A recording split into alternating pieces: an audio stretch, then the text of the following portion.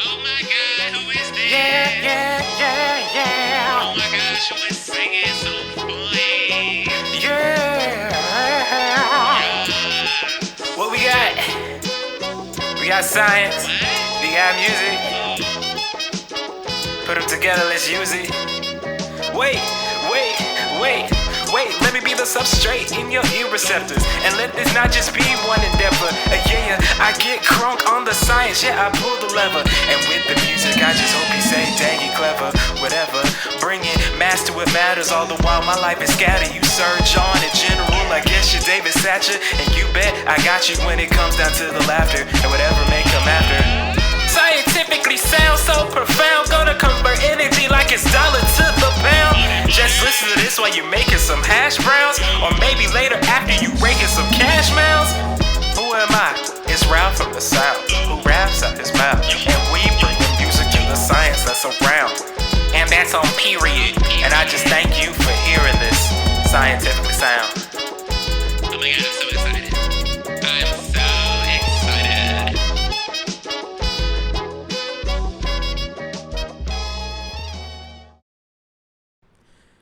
It's a hot girl, hoochie daddy, non-binary baddie summer.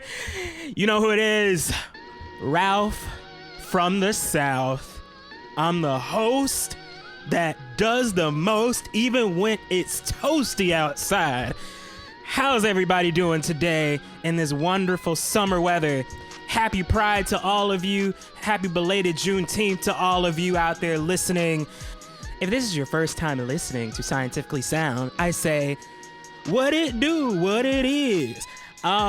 This is a show where I combine my love of music and music history with my love of science and science discovery and history, all together in some type of storytelling. So there's something for everyone. If you're here to learn about music through the ages, I got you. If you're here for some cool science facts and awesome discoveries that have happened, I got you. And if you're here for my shenanigans, you know I got you. If you've been following my shenanigans on Instagram, a certain lab tech and I attended the Endocrine Society annual meeting where I got to present my research in front of clinicians and other academics and people that are into outreach in regards to endocrine-related diseases. And it was a blast. We were in my hometown of Atlanta. Mind you, it was a wonderful, hot couple of days, and I'm still exhausted, but inspired to do a lot of the research that I plan to implement into my own project as I try to finish up this graduate career. And I have 3 moments that I think about all the time from that conference. The first, if you remember me and Crystal talking about food and catering from our episode last month, there were many booths that had food. And mind you, this is my first big conference, so, you know, money is no option in terms of spending and getting more people to your booth and recruiting and everything.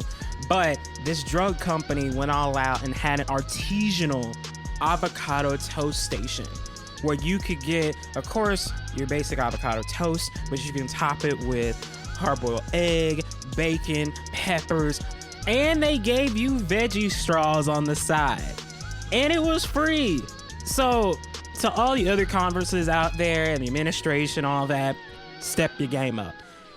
The next moment that I really enjoyed was during my poster session. Now, if you know how the poster session went from looking at the videos and the pictures I posted, me and Rex were dressed to impress, and I enjoyed dancing at my poster.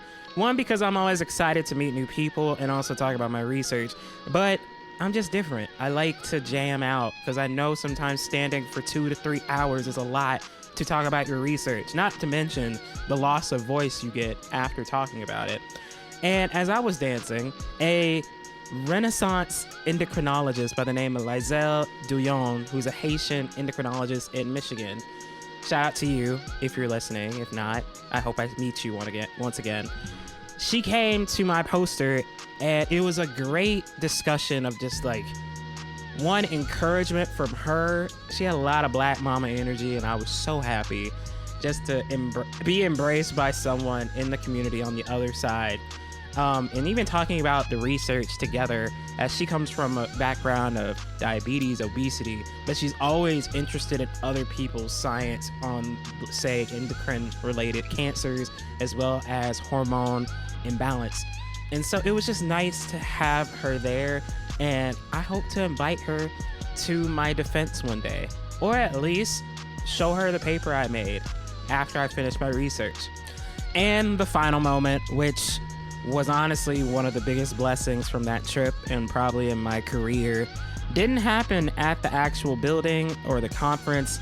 It happened at home, where I was able to present for the first time, I believe, my research to my family. Now, my family has known I've been going back and forth in the struggles of graduate school for a minute, but I don't think they've ever known what research I've ever done. And so this was the first time.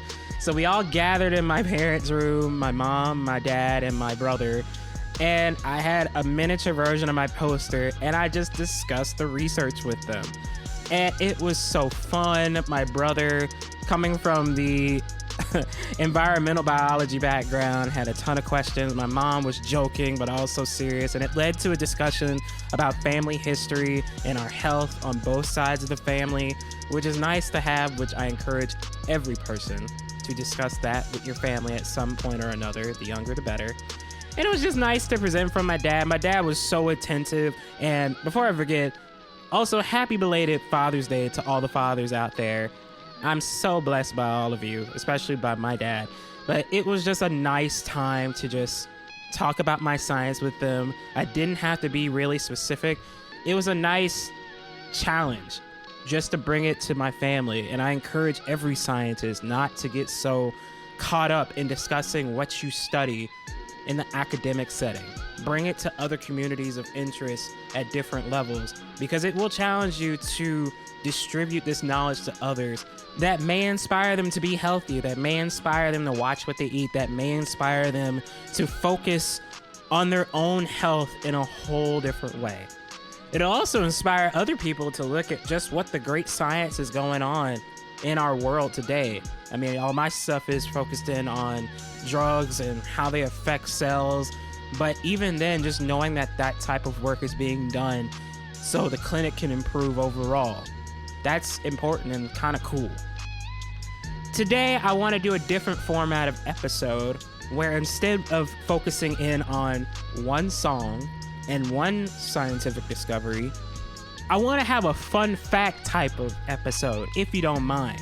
Usually when you're listening to Scientifically Sound, I take one song, one artist, we focus in on the history of how the song came about, we might focus in on the lyrics, we might focus in on just the impact it had on the world, and we relate it to a scientific discovery that was happening at the same time or before or after that could have been inspired.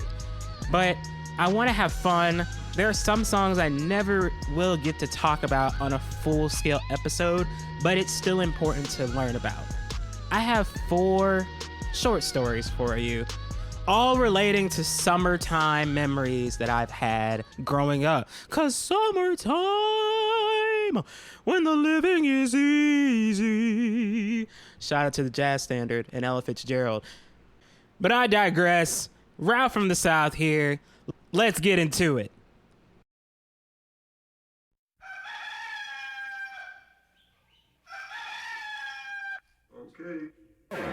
When that rooster crows, it's time to go.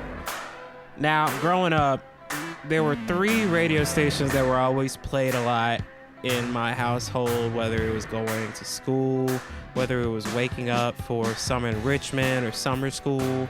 It was 91.9, which was the jazz station, 102.5, which used to be 97.5, which was the gospel station, and 107.5, which was the station that had the Steve Harvey Morning Show.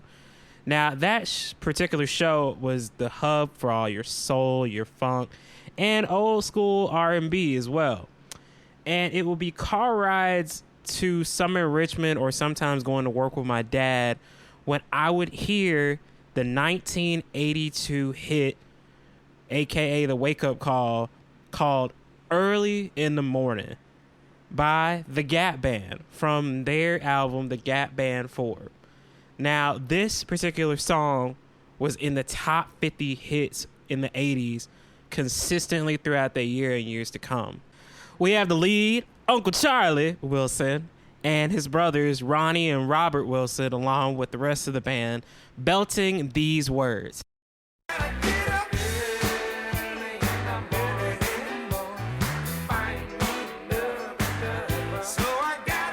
Early in the morning to find me another lover.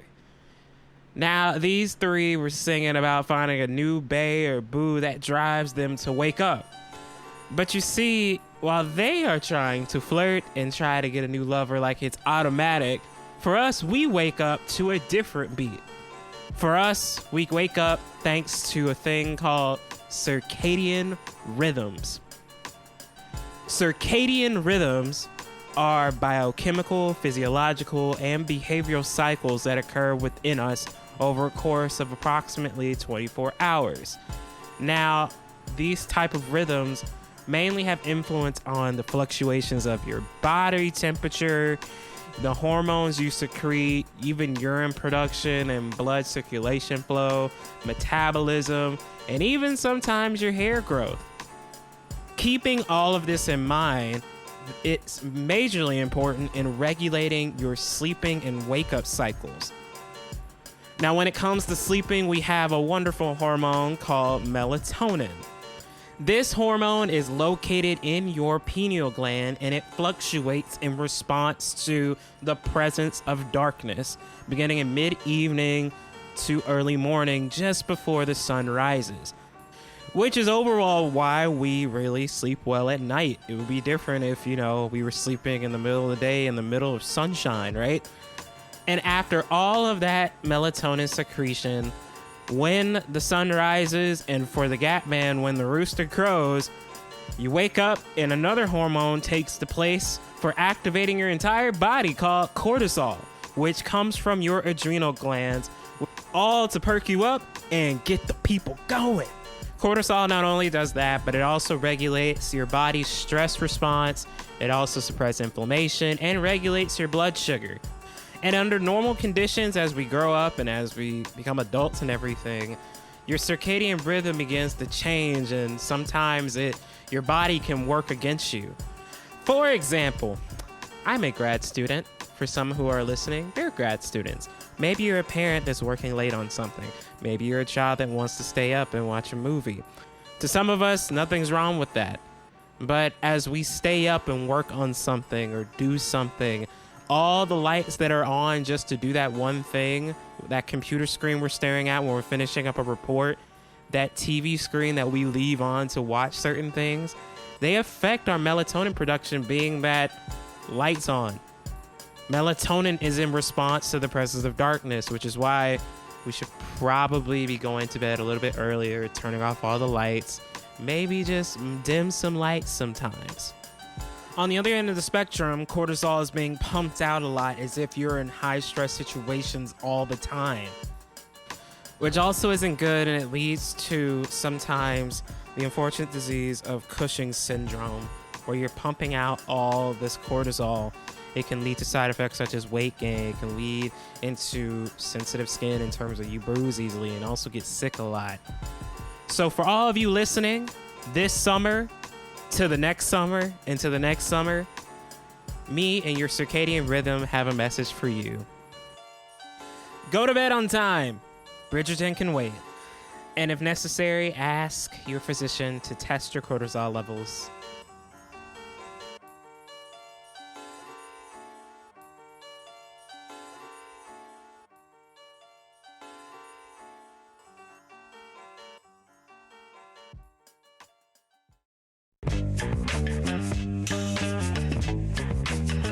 Oh, y'all hear that bass line? Man, that's sick. So after waking up early in the morning and having my breakfast and taking a car ride with my dad, either to go to work with him or go to summer enrichment camp at the church that he worked at, I would be in a classroom where we would either be watching Saved by the Bell, and after that, I would learn how to formulate better sentences as I prepare for my SATs and ACTs, as well as learning new mathematical equations to solve problems faster. But my focus was not on that. My focus was going to happen after summer enrichment, which only lasted for 2 hours, mind you. Because afterwards, my friends and I would leave and we would go to the gym. Not for working out, not for exercising, but for a snack. And for some of us, we would end up going to sports camp, so we would get exercise later on in the day. But the first things first, our priorities were snacks. Now, as a kid, the favorite snacks that were the go-to that we all love were cinnamon rolls, honey buns, the tropical flavored Skittles. And this is just a PSA. I miss those days. They were 50 cents to about 75 cents. You could get so far with $1. You can get 2 bags of chips and keep it going till lunch. But one of my favorite snacks that I would go to all the time were flaming hot Cheetos crunchy. We do not do those poof or puffs over here. And I don't know about you all growing up, but flaming hot Cheetos was not just a delicious snack. It was a trial for many, because this was probably one of the first snacks a kid could get that could determine if you could handle spicy food or not. And now I am just happy that this wonderful snack gets a song dedicated to it. It's a song by Momo Neon, who released Hot Cheetos in 2018. He's a bass funketeer. He's actually one of the last bassists to ever work with the icon Prince before his death. Matter of fact, and even more so, I encourage you all to go on YouTube and look him up, because he is a huge crochet fan, actually dressing up in all types of crochet designs and shapes. I'm surprised he isn't hot up in there. Anywho, as I reflect on this wonderful kid time snack, and I sometimes munch on it now and again, I always wanted to know where the spice comes from the hot Cheeto, or just spice in general for most of the spicy foods we eat, like nachos with jalapeno peppers and Takis. It is a molecule called capsaicin, and it was actually found to be spicy back in the 1870s and 80s. And this work was done by German pharmacologist Rudolf Buchheim and the Hungarian doctor Andre Hagius, where they mainly found that when anything that has capsaicin comes in contact with your mucous membranes, you will feel the spicy and the hot feeling. To get a little molecular and you can impress your friends, let's imagine a scenario. You and your friend decide to do the Packy one chip challenge, and you all have seen these YouTube videos of people doing this challenge. They ingest the chip and they cry after a little bit, and then they try to figure out their lives from then on of why they ate such a spicy chip. Every one of our tongues have sensory neurons, and the spice that's attached to the chip that has capsaicin will bind to a receptor on our tongues called TRPV1, or vanilloid receptor subtype 1. When capsaicin binds to this receptor, the receptor will then release calcium through an ion channel receptor. And with this release of calcium, there is the activation of the feeling of pain and heat all in your mouth at the same time. But don't fret, there's always a way to rescue yourself from the choices we make from eating spicy food. Just drink some milk. Milk actually has a product called casein, which breaks down capsaicin. And with the breakdown of capsaicin, the vanilloid receptor subtype 1 will have less stimuli, leading to the retraction of calcium ion channel release, and thus less pain and heat. And that is how the kids say, no cap. I'm Ralph from the South, and we'll be right back after a brief message.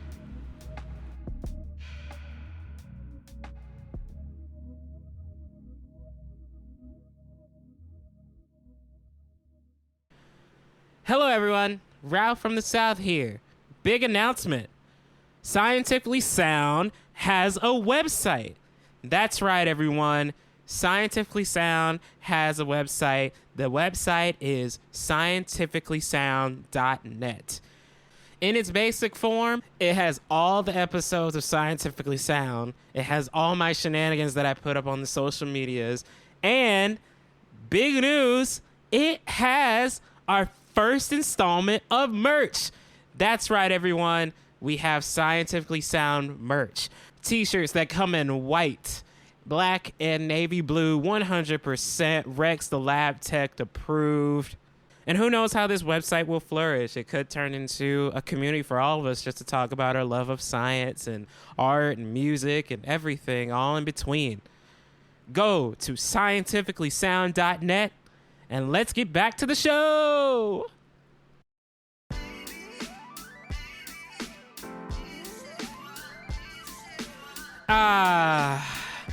You can't have a summer without a summer crush. Or maybe summer crushes for some of you who crush a lot. Young love. Not as complicated, a little shallow at times, and sometimes it is meaningful.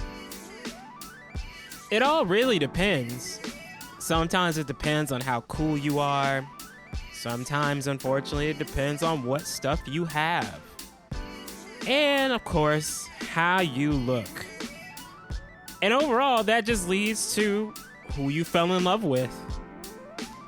And if that's happening as we are children going into teenagers and for some going into adulthood, it is no surprise that this shows up ecologically speaking.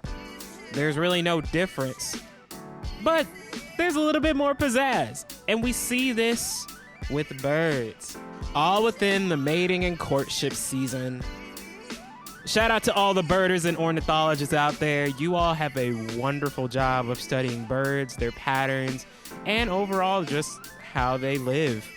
And it was such a delight to learn just a little bit, and I want to talk to some of you about this, that birds be dancing out here to get their mac on with some cuties. Like full on Chris Brown, yo, I don't know your name, but excuse me, miss. Like, if you ever seen that video, it's over-exaggerated in the dancing. For example, the blue mannequin actually pulls together a group of his homies to do the carousel dance, where on a branch, the female is perched on the end of the branch, and the blue mannequin brings in some other mannequin fellas, and they do a group dance, like full-on 5, 6, 7, 8, where 3 of the mannequins or 4 of the mannequins in the group are helping one mannequin show how great he is in front of the girl. It's full on My Temptations, My Girl. It's full on Jackson's Give Me One More Chance type vibe. In Africa and other parts of the world, the ostrich will do the wildest dance of shaking its neck side to side to attract a mate. It kind of looks like Whip My Hair by Willow Smith. But you know, some birds can't dance, so they have to rely on their voice. And that's where the beautiful sandhill cranes come in, located in North America and South, parts of Mexico and Cuba, and some have been found in Siberia as well. Instead of them dancing, they take a page from Sweet Love by Anita Baker. The songstress sings from her 1986 Grammy Award-winning hit these words.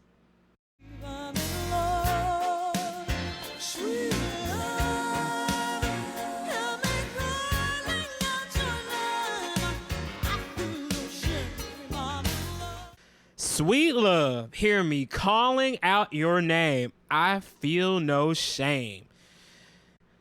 Sandhill cranes during the mating and courtship season will actually let out a loud crowing sound that sounds like this.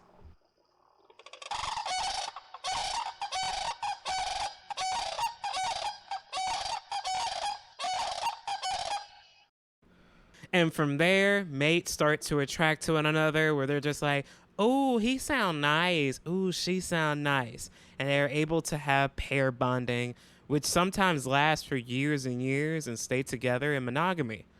And this unison calling does not stop after being paired for life. They'll actually call out to one another just to recognize that their partner's presence is near. They'll also do it just to remember they're still in a relationship. How romantic.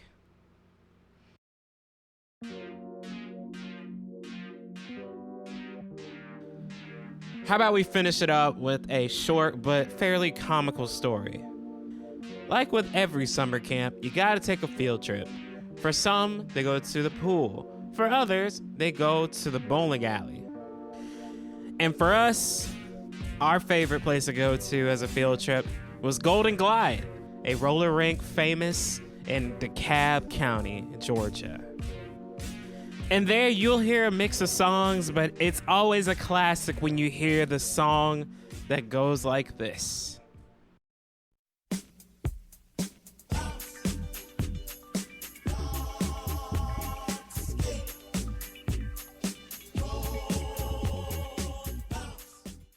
Bounce, rock, skate, roll. The 1980s hit by Vaughn, Mason, and crew. It's giving disco, it's giving afro, it's giving let's just vibe as we go around in a circle. But as many times I have skated, I never really thought about who invented the roller skate. It's not something you would think about as a kid as you're falling down and getting up. And can you believe that roller skates were invented back in the 1760s in London by this Renaissance man by the name of John Joseph Merlin? He was a clockmaker, a musical instrument creator, and, as we're going to discuss today, an inventor. John Joseph Merlin actually created the first line of inline skates. And their purpose really was just for Mr. Merlin to show off the other inventions that he had. It's kind of like seeing your PI do a dance number as they present their own research. Because John Joseph Merlin went up into a masquerade in London at an opera singer's house. And instead of just being wine and dine and chilling, he brings his violin. He puts on the skates, and then he decides to skate around the entire masquerade playing the violin. What a spectacle! And though it was a sight to see, sometimes things come to an abrupt halt, especially when you don't think ahead, which is why most of our advisors and most of our bosses tell us to always look ahead to the next thing. John Joseph Merlin, while skating, did not think to put the stopper for the inline skates and ended up running into a glass mirror at the masquerade, shattering it and damaging so many bones in his body. So Vaughn, Mason, and crew were right. You bounce left, you bounce right, it's disco time. There ain't no stopping. Keep on rocking to the end of the groove, or until you smash into a wall, or in this case, a mirror.